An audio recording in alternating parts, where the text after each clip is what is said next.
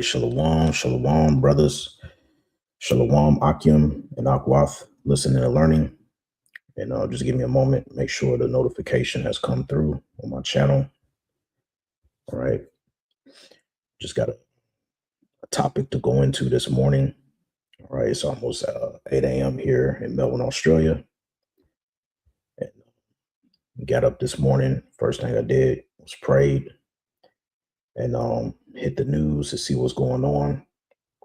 As we take the things that are going on across the four corners of the earth and we cross-reference them to the scriptures so that we can edify the sheep. All right. And let me see here. Okay, yeah, I think the notifications have come through. And let me see here. Okay, yeah, I think the notification. Yeah, that's coming in pretty good.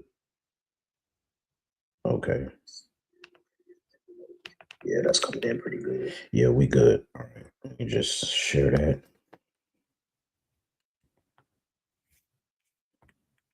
All right.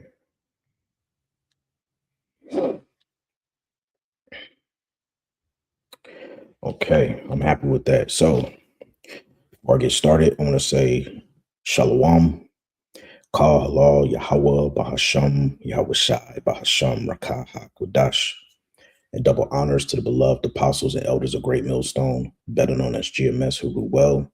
Peace and salutations unto the hopeful elect, the tabernacle of David, beginning with the 144,000 and the rest of the men, women, and children out of the 12 tribes, whom Yahweh, Bahasham, Yahweh Shai, will ultimately have mercy upon in these last days. I am your brother Matazabath, residing from the branch of the Great Millstone here in Melbourne, Australia. All right. And I wanted to do a lesson today through the spirit and power of Yahweh, Bahasham, Yahweh Shai. And the title of today's lesson is going to be Australia Tries to Mimic Divine Omniscience Through Their Drone Technology. Okay.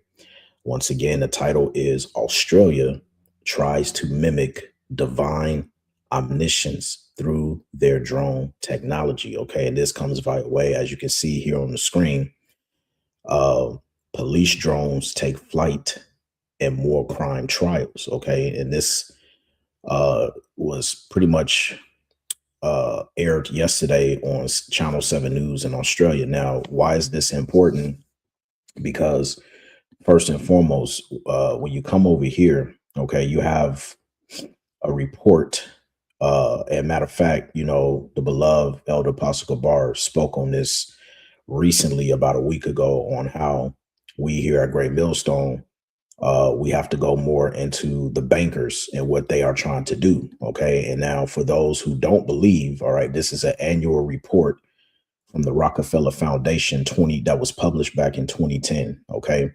And here I have within their PDF form, which this is, you can get this on Google. They still have it up. Okay. They have Lockstep, Hack Attack, Clever Together, and Smart Scramble. Okay. And you're going to see, based upon these two right here, which today we're going to focus on, which is their Lockstep and Hack Attack, because that's the time that we're in right now in order for them to establish their new world order. Okay.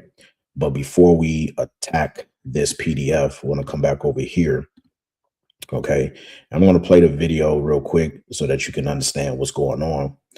And then I also have another TikTok video lined up to play as well within the lesson. So Lord's will, this to be edifying, straight to the point. And let's take it from there. Launch new crime-fighting tech with a trial of drones at trouble-plagued Moree in our northwest.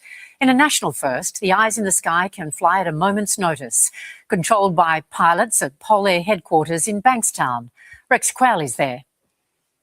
Inside Bankstown Airport here in Sydney's west, they're tracking offenders that are more than 600 kilometres away. New South Wales Police today unveiled a new drone technology that can track fugitives on the run from the skies. This vision is from a trial that's been done in Moree in the state's northwest over the last month. they're able to track in real time where an offender is at any one moment. Information is being fed back to those officers on the ground about where the fugitive is moving to, so the officers can adjust accordingly. And in this case, it was successful and they arrested the offender. There has been privacy concerns about this new technology, that police will use these drones to spy on residents, but police say that it will only be used in active scenarios and that it could have been used to help catch those high-profile fugitives such as Desi Freeman in Victoria or Julian Ingram in New South Wales. We don't want the community just to be safe. I want them to feel safe. But I want to assure people that this is actually about keeping the community safe and tackling crime. It has nothing to do with surveillance. It's certainly cheaper and quicker than putting up a police helicopter like this one to track people on the run. So is this the future of policing? We're going to try and answer that question in 7 News tonight at 6 p.m. Okay. So this is where we're at. Okay. Now, this is located in New South Wales, okay, which is another state going up northwards towards where I'm positioned here, because I stay in Melbourne, Victoria. But this is in New South Wales, and they are currently trialing this technology on a 6-month trial. Okay. Now, what's interesting is, let me take this off the main screen. I want to put this up. Now I want you guys to check out this, because this also just came into fruition yesterday. So let's check out what this guy has to say. Australia's secretive Defence Department just gave Palantir, a company linked to enabling genocide and mass deportations, its biggest contract ever. There are 5 big issues with this. 1. Palantir's AI has been linked to lethal surveillance in Gaza, contributing to tens of thousands of civilian deaths. Now our Defence Department is spending millions on it. 2. Palantir built the system ICE uses to track immigrants with Medicaid data. New York hospitals pay them millions while they enable family separations. 3. Defence just handed Palantir a $7.6 million contract without going to market, nearly double the original proposed contract size. 4. Defence has now spent over $26 million on Palantir since 2013. Add to that Coles, Westpac, Rio Tinto and the Future Fund's $100 million investment. Australian money is flooding into this exploitative and dangerous company. 5. We're embedding a Trump-linked company owned by billionaires who loathe democracy into our most sensitive defence systems. So here's what we should do. Cancel these contracts now and keep Palantir out of our government, out of our lives and out of our country. Authorised by Jay McCall, Australian Greens, Canberra. Right. So I'm going to play it one more time because he said a lot within 1 minute. All right. So here it is one more time. Australia's secretive Defence Department just gave Palantir, a company linked to enabling genocide and mass deportations, its biggest contract ever. There are 5 big issues with this. 1. Palantir's AI has been linked to lethal surveillance in Gaza, contributing to tens of thousands of civilian deaths. Now our Defence Department is spending millions on it. 2. Palantir built the system ICE uses to track immigrants with Medicaid data. New York hospitals pay them millions while they enable family separations. 3. Defence just handed Palantir a $7.6 million contract without going to market, nearly double the original proposed contract size. 4. Defence has now spent over $26 million on Palantir since 2013. Add to that Coles, Westpac, Rio Tinto and the Future Fund's $100 million investment. Australian money is flooding into this exploitative and dangerous company. 5. We're embedding a Trump-linked company owned by billionaires who loathe democracy into our most sensitive defence systems. So here's what we should do. Cancel these contracts now and keep Palantir out of our government, out of our lives and out of our country. Authorised by... Right. So now that brings me back, to this situation here. So now you can understand how this is all tying in together. And while they decided to come out with police drone technology within New South Wales, because they just signed the contract with Palantir, okay, to pretty much spy over the citizens. That's really what it is. Now, if you don't understand what Palantir is, right, let's come over here.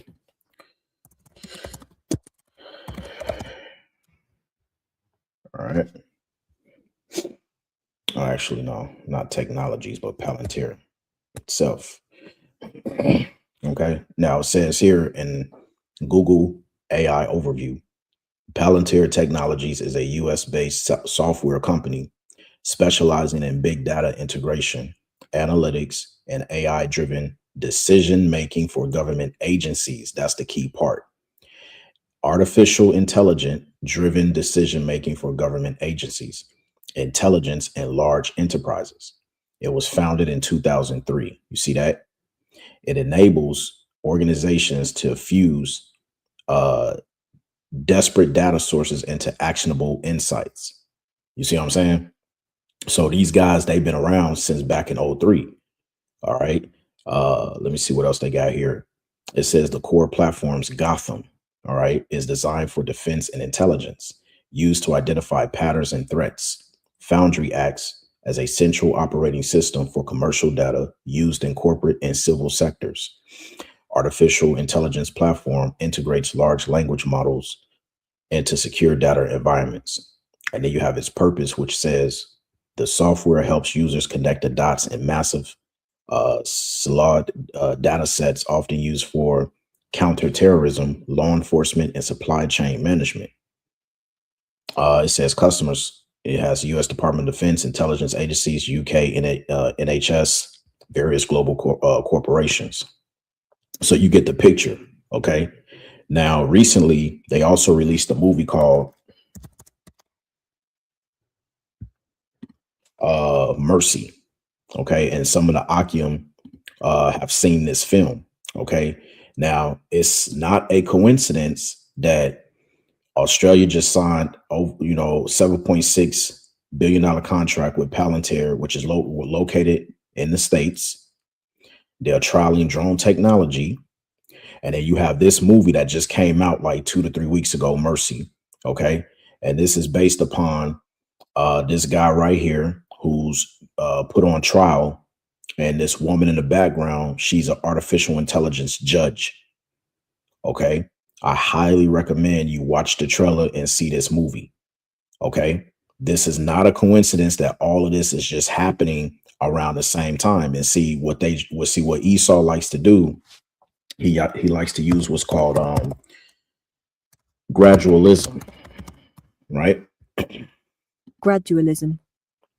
Okay. Now, gradualism is a policy of gradual reform rather than sudden change or revolution. Okay, so he's not just going to hit you all at one time and say, hey, we're going to come in and we're going to track and trace you. We're going to bring in our drones. We're going to do this. No, what the elites like to do in this sense is they like to gradually build what's called a sequence of steps. Okay, so for an example, they may create a decoy of some sort of an event and get a reaction for it so that they can bring in other means of whatever it is that they're trying to establish. Okay. And then once they've established that, they'll go into the next step in sequence. Okay. By adding on something for a longer term of an effect. Okay. And it's known as gradualism. So we are in the stage of going to the next interval of digital technology, which ultimately is going to lead to the RFID microchip, which is mentioned in Revelation, the 13th chapter. Okay. Now that I say all of that to say this, that brings me back over here to the Rockefeller Foundation 2010 report. Okay. Now you have 4 key points here. Okay. And we're only going to focus on 2 of them today. That's lockstep and hack attack. Okay. Remember, during President Trump's first term in office back in 2016, okay, he mentioned something called operational, let me get that here, warp speed. Type it in. All right.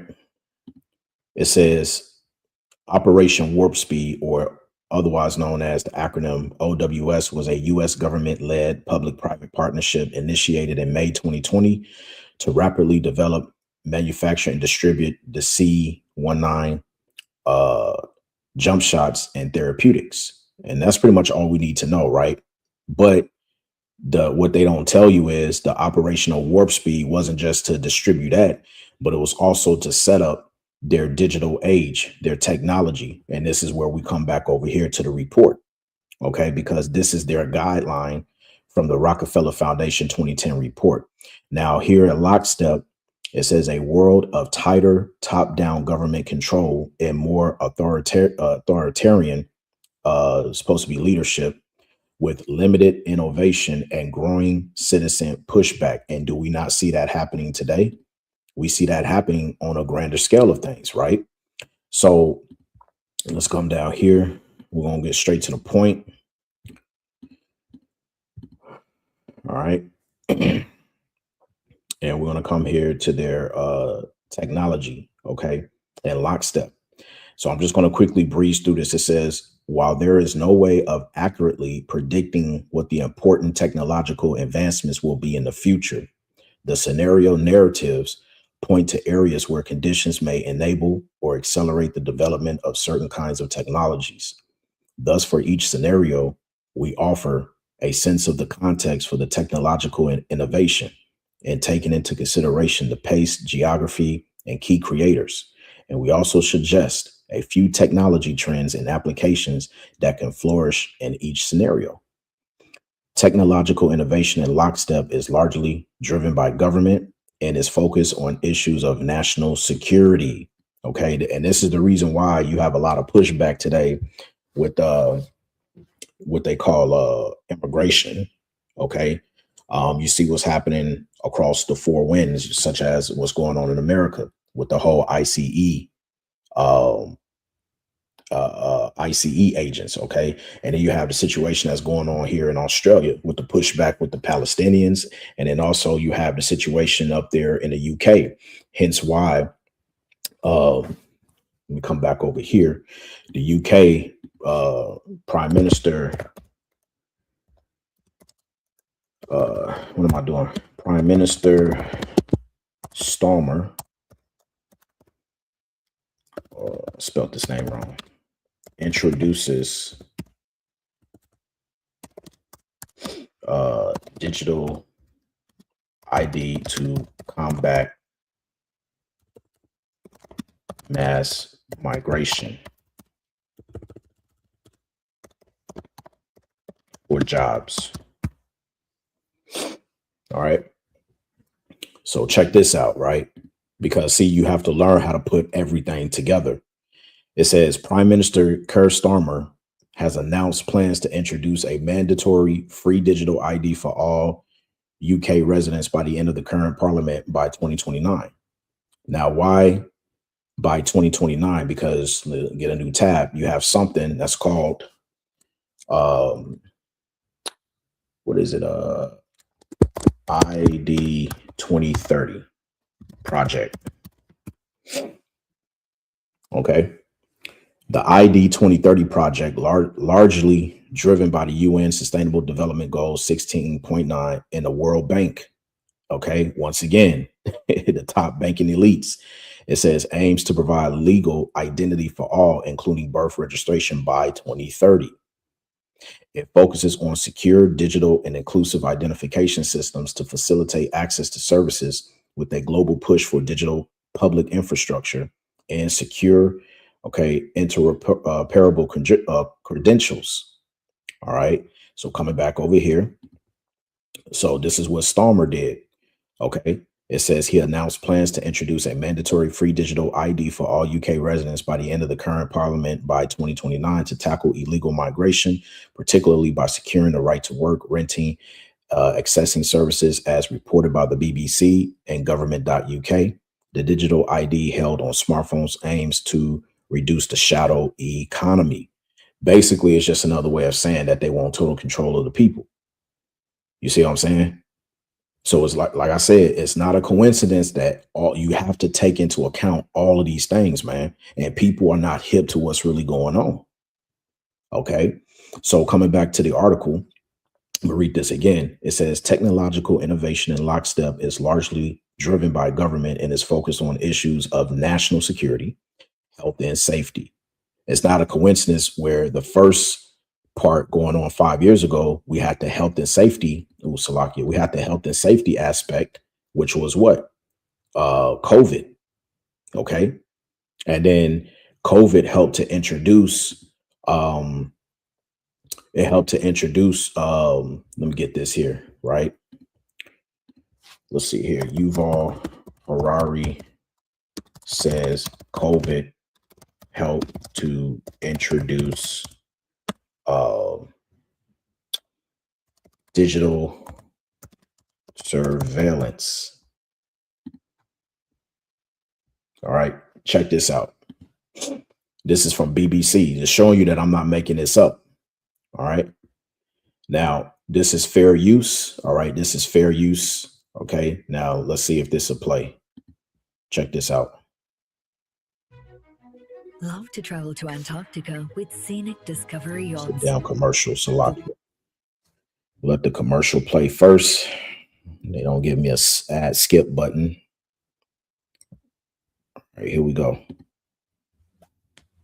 Does this COVID-19 crisis, which you call the biggest crisis of our lifetimes, does it to you represent, in the end, little more than a bump in the road, or is it something more profound than that?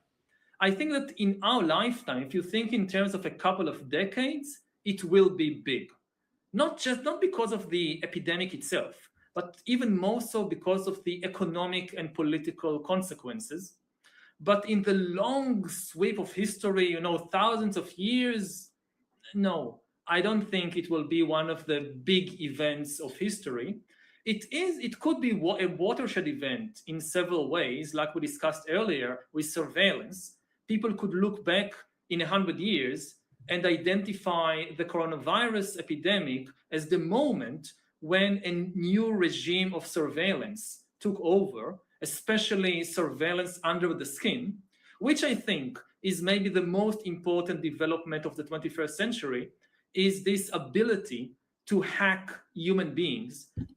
Noted. Okay, so let me take that back, because we here at Great Millstone, okay, we're through the spirit and power of Yahweh Ba'Shem Yahushai, we've been telling you that this is what is going to come down to. He mentioned surveillance under the skin, which none other than is the RFID microchip, the mark of the beast, right? Take it back. Identify the coronavirus epidemic as the moment when a new regime of surveillance took over, especially surveillance under the skin, which I think is maybe the most important development of the 21st century, is this ability to hack human beings, to go under the skin, collect biometric data, analyze it, and understand people better than they understand themselves. This, I believe, is maybe the most important event of the 21st century.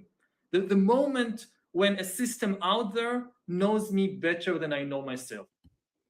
And these people are wicked, man. They're the evil that the Bible speaks of.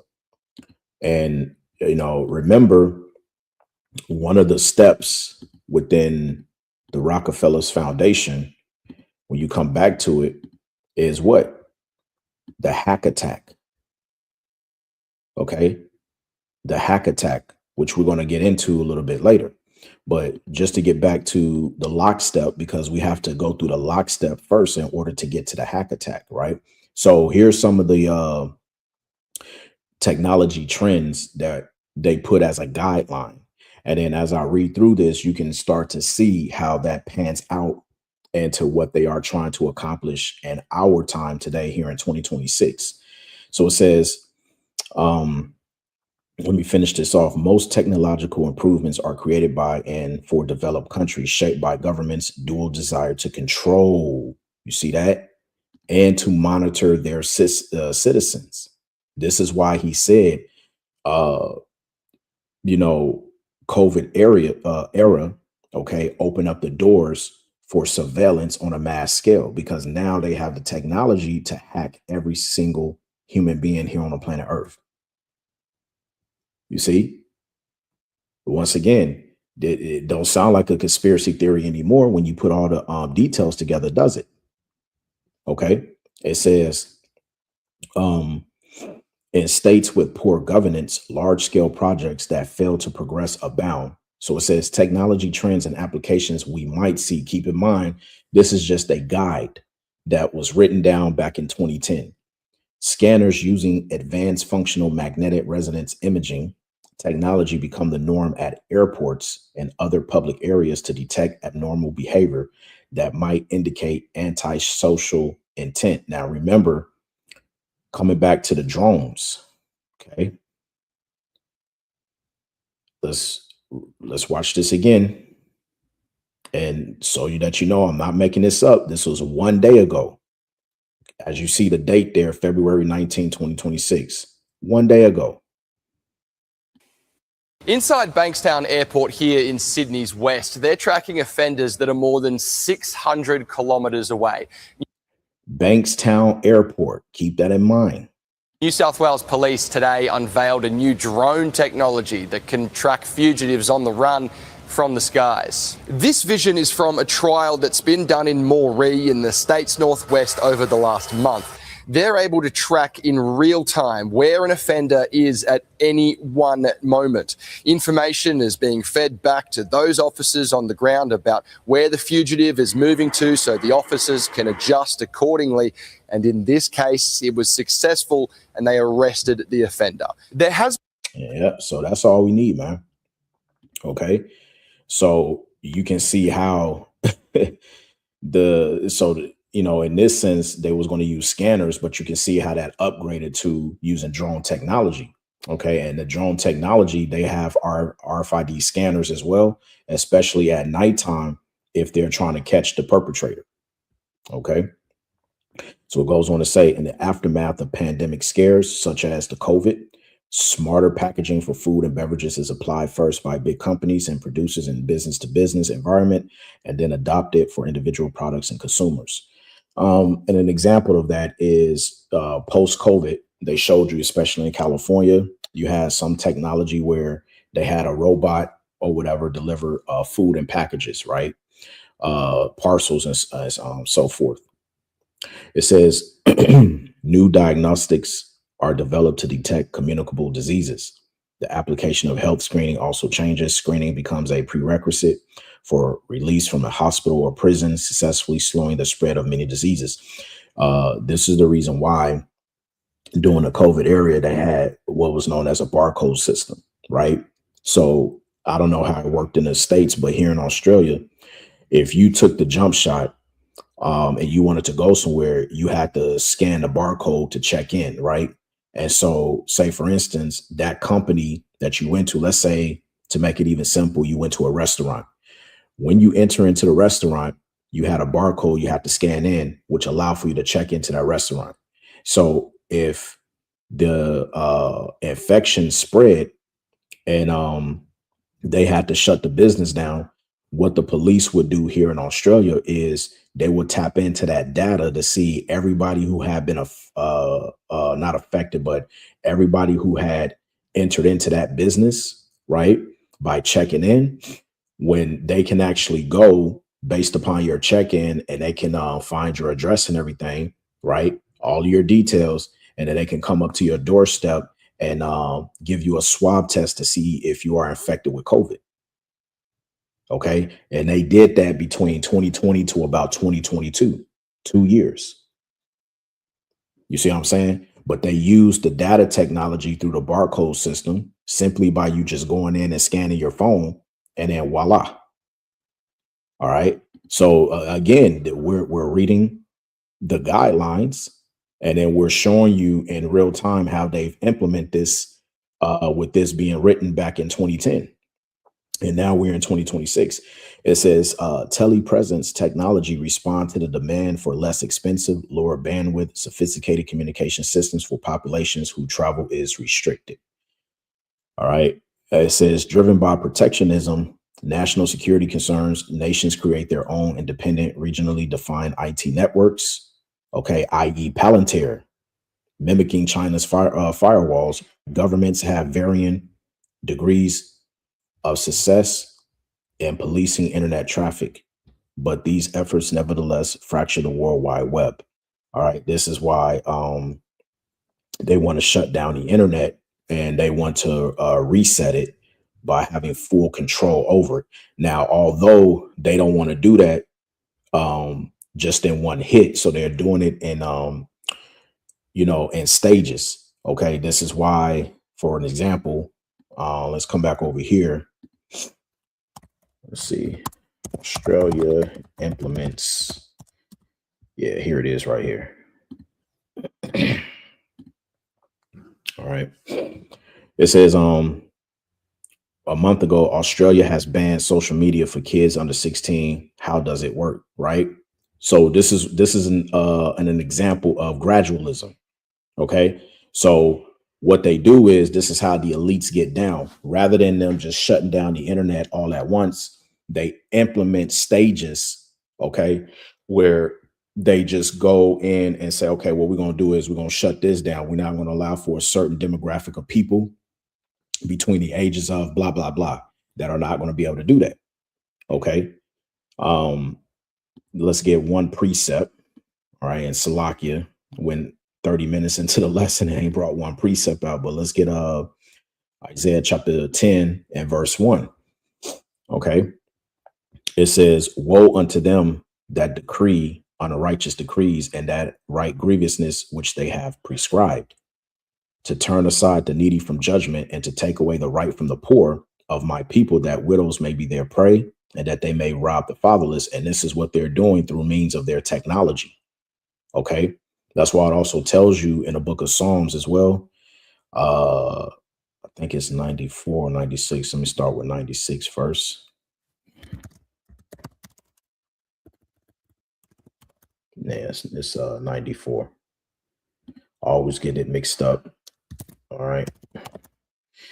All right. It says Psalms 94 and 20, shall the throne of iniquity have fellowship with thee, which frameth mischief by law, or by a law. Okay. So what they do is, it tells you here, let's get the Apocrypha, that when you get the book of what is it, Wisdom of Solomon 2 and 11, right? Which says, let our strength be the law of justice, for that which is feeble is found to be nothing worth.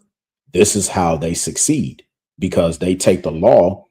Okay, the law really is their strength. Okay, and then they write these unrighteous decrees, which they have prescribed, meaning they have already, met up secretly behind closed doors. They've had secret councils on how they're going to control and manipulate the masses of the people. Okay. And then what they do is they go out and they stage an event to look for a reaction for the people. Okay. And then once they get that reaction, here comes the law that they're going to implement to bring in the new changes. This is what they do. You see what I'm saying? So the scriptures backs up everything that we've been telling you, man. And this is not a game. This is not a game. Okay. So this is this was lockstep technology. So now we're going to go down to hack. All right. Hack attack. Okay. Now, before I read this, let's one more time. Let's take it back what Yuval Harari said. Okay. Talking about hacking human beings, right? Event in several ways, like we discussed earlier with surveillance. People could look back in 100 years and identify the coronavirus epidemic as the moment when a new regime of surveillance took over, especially surveillance under the skin, which I think is maybe the most important development of the 21st century, is this ability to hack human beings, to go under the skin, collect biometric data, analyze it, and understand people better than they understand themselves. This, I believe, is maybe the most important event of the 21st century. Right. So they want to hack human beings right now. What's going to set that up? They're going to blame it on the public first. all right, in terms of all the systems are failing, people, anonymous users are hacking our digital systems and whatnot, right? So they've implemented something that's called the hack attack. It says an economically unstable and shock prone world in which governments weaken, criminals thrive, and dangerous innovations emerge. You see? So to give you an example, there was a situation last year around December where the systems failed the airport. Okay. And nobody could, people couldn't fly. All right. People couldn't log in. Everything was breached. You see? So this is via way of systematic design. Okay. The elites are doing this on purpose. Okay. It's not just, there was a global outage and no. This is systematically done by design. Right. And so just to get to the point, okay, technology and hack attack. It says mounting obstacles to market access and to knowledge creation and sharing slow the pace of technological innovation. Creative repurposing of existing technologies for good and bad is widespread, as counterfeiting and IP theft lower incentives for original innovation. In a world of trade disputes and resource scarcities, much effort focuses on finding replacements for what is no longer available. You see, pervasive insecurity means that tools of aggression and protection, virtual as well as corporal, are in high demand, as are technologies that will allow hedonistic escapes from the stresses of life. Okay. So if you understand technologies that will hedonistic escapes from the stresses of life, one of the main technologies that they've introduced in our lifetime, especially now in 2026, is artificial intelligence. This is why AI is taking over everything. Okay. This is why AI is taking over jobs. Okay. Securities and things of that nature. All right. It says technology trends and applications you might see. So again, it's going to give you a list of guidelines. Okay. Echoing the rise of synthetic chemicals in the 19th century, synthetic biology, often state funded, is used to grow resources and foodstuffs that have become scarce. This is why they've introduced things like, let's come back over here. Okay. 3D meats. Okay. Come here. Not now. Okay.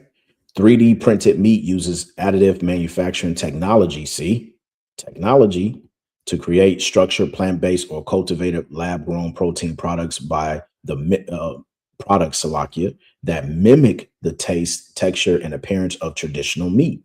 Because they'll tell you that, there's a scarcity of food or there's a famine of food, right? We don't have enough food to sustain human beings on the planet Earth. So we're going to use our technology to feed you 3D meat that's grown from the lab, right? This is what they're doing. It says by layering ingredients like muscle, fat, and blood substitutes. All right, it makes you wonder where they get those blood substitutes from. Companies such as Redefine Meat create sustainable, slaughter-free, and customizable high-end food products. So that's one example. Okay, so that's one example of a guide that they used. Next one, it says new threats like weaponized biological pathogens and destructive bonnets dominate public attention, but enduring technologies like the AK-47 also remains weapons of choice for global guerrillas. All right. Once again, this is the reason why they have the police drone trial. Okay.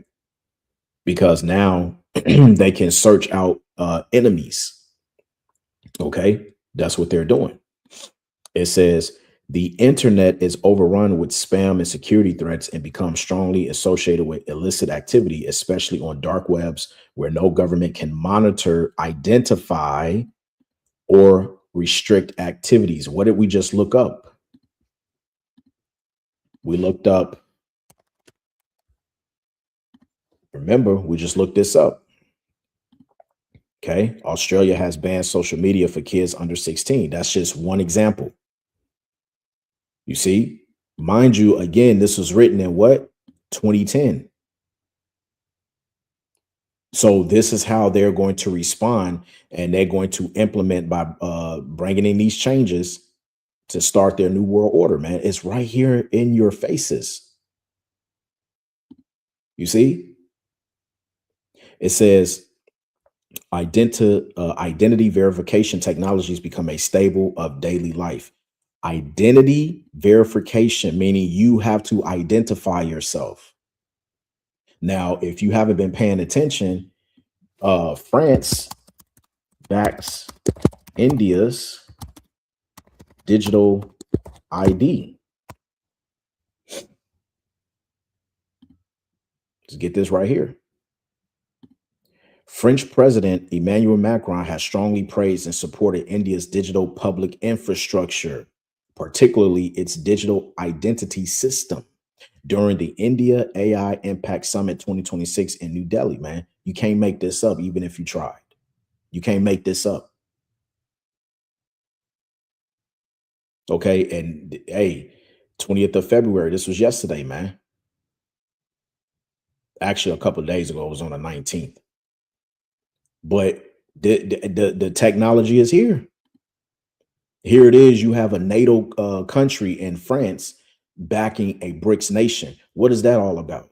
Because all of these nations are in cahoots when it comes to the New World Order.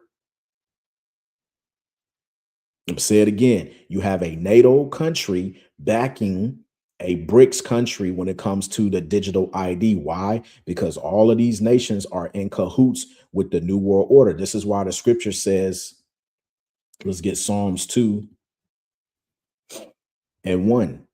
It says, why do the heathen rage and the people imagine a vain thing? Because everything they're doing and trying to establish this enterprise, this New World Order, it's all in vain.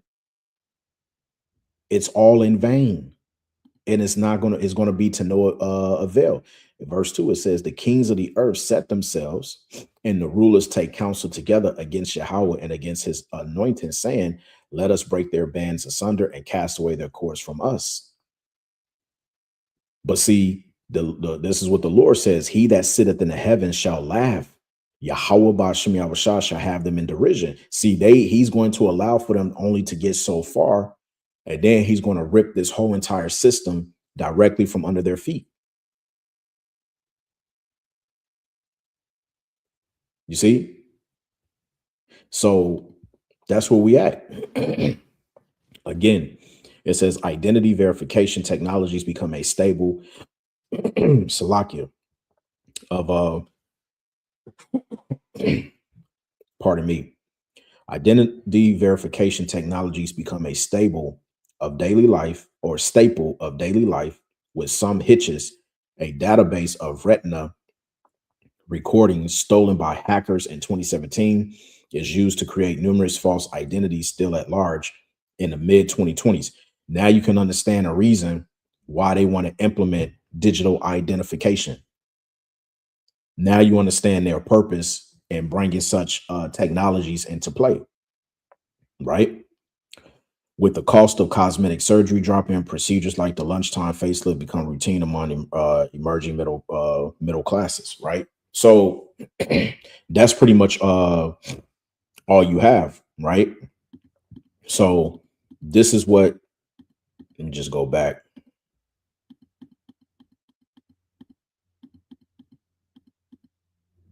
Let's see. Okay, so this is what we're at. Okay, lockstep hack attack. Okay, and they're trying to accomplish clever together by means of establishing the New World Order. But first, they want this. They need eyes on the ground. Okay, and so now let's get some precepts to close out. All right, and first precept. This is Job chapter 27, chapter 13, pardon me, Job 13:27, right? It says, thou puttest my feet also in the stocks, and lookest narrowly unto all my paths. Thou settest a print upon the heels of my feet. All right. Now, when you read that in a different translation, it says in the AMP, you also put my feet in stocks as punishment and critically observe all my paths. You set a circle and limit around the soles of my feet, which I must not overstep. And that's this new world order. Okay. Big brother is watching. NLT says, you put my feet in stocks, you examine all my paths, you trace all of my footprints. Yeah, because you have something also, you have something else called carbon footprint. Carbon footprint. It says a measure of the amount of carbon dioxide released into the atmosphere as a result of the activities of a particular individual, organization, or community. So when they implement the digital ID in that microchip, they also are going to count your carbon footprint, right? Now, I believe, let's see here, carbon footprint. What is it called? On food. Yeah. Give you an example. Let's see if they have it here. Here it is. Now, if you have a look here, now they just started implementing this on different foods. When you go to the store, okay, and you have the microchip inside of you, see, this is the shit that they're not going to tell you, right? They already started implementing this. Notice on the back of the packaging of the food, it says the carbon footprint for the full life cycle of this Quran product is 0.16 kilograms per serving. Now, if you go over your monthly limit or daily limit, however they're going to set this up, let's say you're craving this and you walk into the store, okay, and you scan this over the counter, it's going to alert you saying you have reached your you have reached your daily max of carbon footprint servings on this particular product. Yeah. This is what's coming. This is not a joke. You see?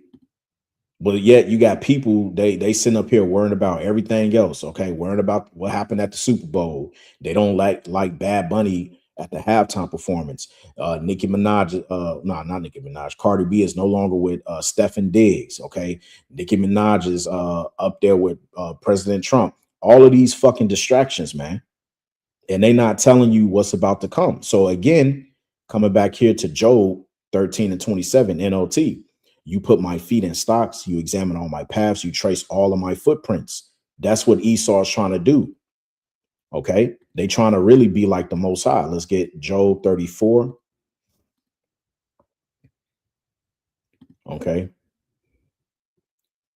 Job 34 and 21, 22.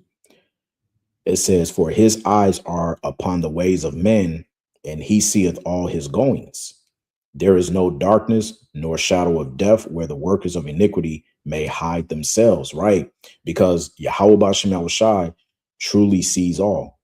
And any system that attempts to total surveillance is a mimic of divine omniscience. That's all it is. All right. Let's get Psalms 10. All right. And 8.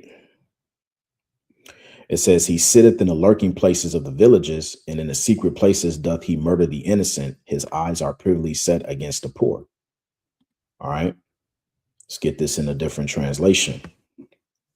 AMP says, he lurks in ambush in the villages. In hiding places, he kills the innocent. He lies in wait for the unfortunate, the unhappy, the poor, the helpless. And who is the unhappy, the poor, and the helpless? And this time, that's the Israelites. Okay, you so-called Negroes, Latinos, and Native Americans that the Bible speaks of. Okay, this is what this man, this is what he does. All right, let's get another one. Psalms chapter 37 and verse 32. It says, The wicked watcheth the righteous and seeketh to slay him. You see what I'm saying? And that's the time that we're in. Okay. Let's get Micah chapter 7, verse 2. Another good one. All right. It says, the good man is perished out of the earth, and there is none upright among men. They all lie in wait for blood. They hunt every man his brother with a net.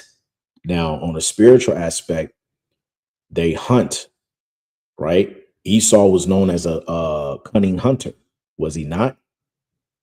Now, hunting with a net, let's say spiritually, it parallels with today's modern systems of tracking and control. Okay. Tracking and control, right? You have to understand that. But see, Esau's pride, okay, that's what's going to bring him down. Let's get Obadiah 1. All right, verses 3 and 4. The pride of thy heart have deceived thee, thou that dwellest in the clefts of the rock, whose habitation is high, that saith in his heart, who shall bring me down to the ground? See, his nest among the stars, right? So like, let me keep reading. It says, though thou exalt thyself as the eagle, and though thou set thy nest among the stars, thence will I bring thee down, saith Yahweh, right? Because his nest among the stars, that goes into his satellites, space dominance imagery, okay? Basically him overall exalting himself like the Most High, Yahweh. You see? And through the means of his digital ID, he wants to have total surveillance over the masses of the people. Okay? You have to understand that. Right? He's attempting to have that godlike authority, right? Let's get Habakkuk. We got to get that. Habakkuk 2. All right, at 5. Habakkuk 2 and 5 says, yea, also because he transgresseth by wine, meaning his philosophies, he is a proud man, and neither keepeth at home, who enlargeth his desire as hell, and is as death, and cannot be satisfied, but gathered unto him all nations, and heaped unto him all people. Okay. He wants total global control and dominion over the nations. This is the reason for his new world order. Okay. Plain and simple. Plain and simple. All right. And it's going to lead to this right here. We can end it here. All right. We can pretty much end it here.